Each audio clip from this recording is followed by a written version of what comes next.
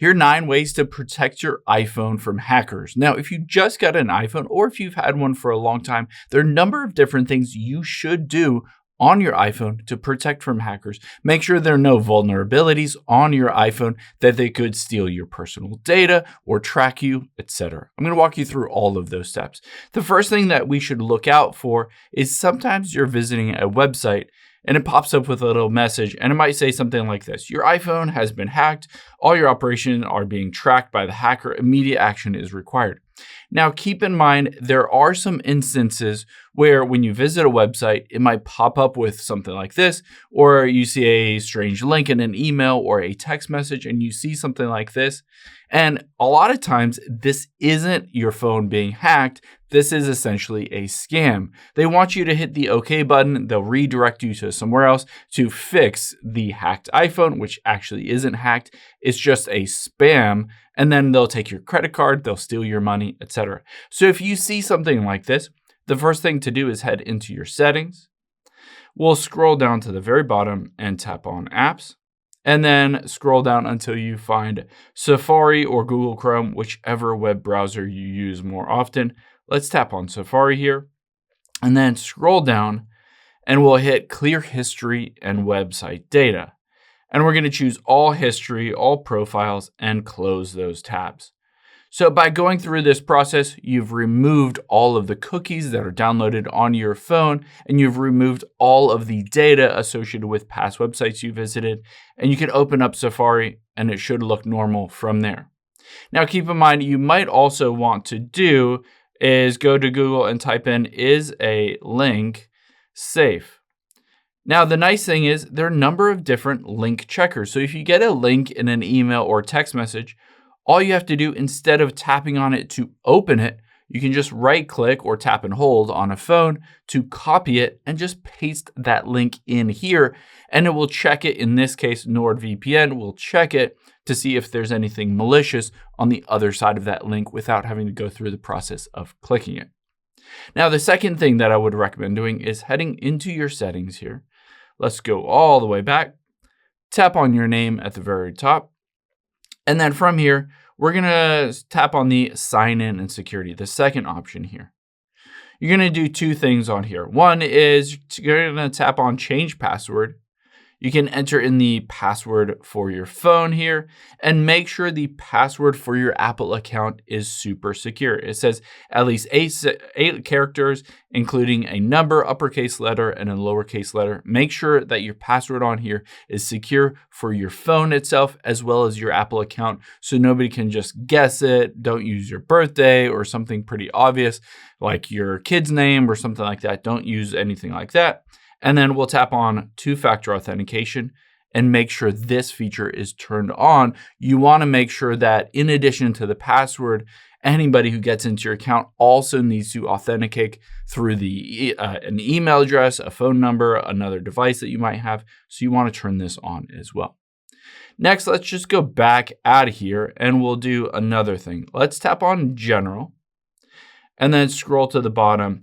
And you can see VPN and device management. Now, tap on that, and what you're looking for is a device management profile that you don't recognize. These are profiles that are installed and downloaded onto an iPhone if you, say, have a business or a company that regulates and monitors your phone, or maybe a school. If you don't recognize a device management profile on here or a VPN on here, I would recommend tapping on it and deleting it to make sure that someone else doesn't have control of your iPhone that you don't know about and that you don't recognize. Next step is let's go all the way back out of here, tap on General, and then we'll tap on Software Update. Now, at the very top, you can see automatic updates is turned on, which is good. I'm going to tap on it though, and you can see security responses and system files. It says under that automatically install software when it involves basically a security update. So of course, if that is off, you really want to make sure that is turned on. This will automatically install any updates on your phone that are related to security risks for hackers getting into your phone. And then I would just recommend, if you haven't already, update your phone to the latest version.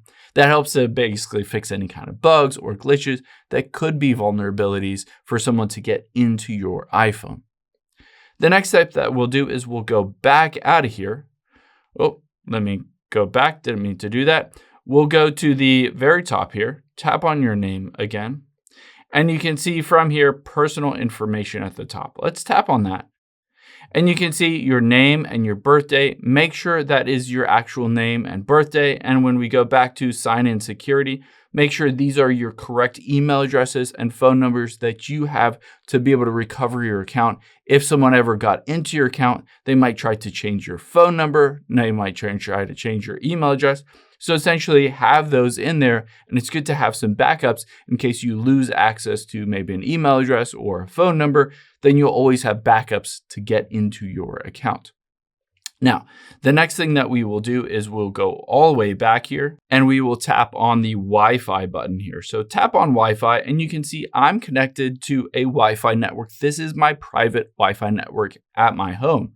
However, if you're connected to a public network, so under networks, if it essentially doesn't have the lock icon, that is a good way that someone could potentially get into your iPhone without your permission. So make sure you're connected to only secure Wi-Fi networks. Public Wi-Fi networks a lot of times have security risks. You can always swipe down from the top right and just turn off the Wi-Fi just so you stay on cell data. If you're somewhere that you don't necessarily know or you don't recognize this specific area or there aren't any private Wi-Fi networks for you to join.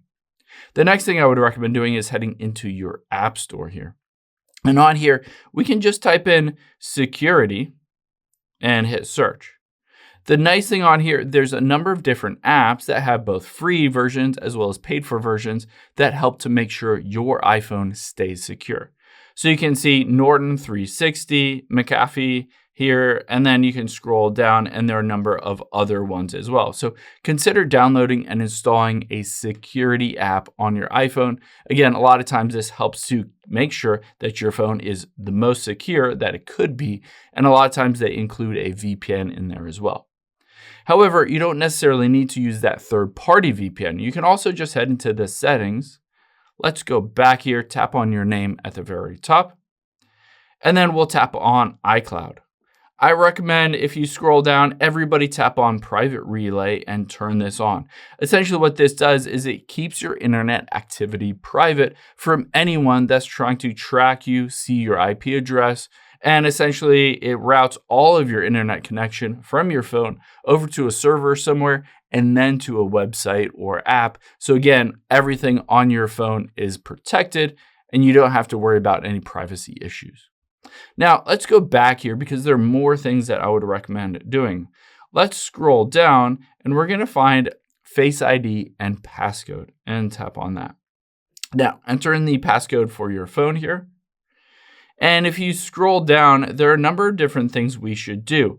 One is it says allow access when unlocked. Now, you can see Control Center, Siri, and Wallet, as well as accessories, I have all turned off. If you have these turned on, I would recommend turning them off because if you turn this on, then this means your iPhone could be locked and you could potentially have lost it or someone stole it. They can access your Control Center, which allows them to turn on airplane mode and essentially disable the Find My feature on your phone. So I would recommend turning that off, as well as Siri, because they could ask it to turn on airplane mode. Your wallet, because they could essentially go somewhere and just pay for things using your Apple Wallet. So again, I would recommend turning that off as a security risk on your phone. The next thing I would recommend doing is let's go back out of here. And from here, we're going to tap on where it says privacy and security. And we're going to scroll down towards the very bottom. You can see on here, app privacy report. Let's tap on this. And what you're going to be looking for on this are data and sensor access, basically apps that are using your information, your contacts, your microphone, your location. You're going to be looking to see if there's anything on this list that you don't recognize. For instance, if you don't ever use the Instagram app and it's popping up that it's used your photos, or you never use your mail app, but it's popping up that it's using your contacts, or etc. You're going to look to see if there are any apps that are suspicious on this list. You can see, for instance, if I didn't use my camera on Safari and it says it did 6 days ago, then essentially I can go in here and say, well, there might be something wrong with Safari. I might want to go in there again and clear out all of that website data, clear out all the cache and the cookies to make sure it's secure and safe. If it's a third-party app, you might want to consider deleting that app if it's using your personal data or your sensors without your permission or that you didn't mean to use them. The last thing that I would recommend doing is let's go back out of here, all the way back out of here. Tap on Face ID and passcode again. You're going to enter in the passcode for your phone, and you can see if I scroll down here is stolen device protection. Now, this is off by default, but I can turn this on, and it says this adds another layer of security to your iPhone in the event that it is stolen or someone knows your passcode. And it says requires a security delay if you're away from familiar locations. So essentially what this means is if you're at home, you can make certain changes to your settings or to your Apple Wallet, etc. You can turn off Find My. But if you're away, say you're at a coffee shop or you're traveling somewhere, then it will require it to be a security delay. Essentially, if someone else got your iPhone and you left it in a park somewhere, they can't go in, even if they know the passcode.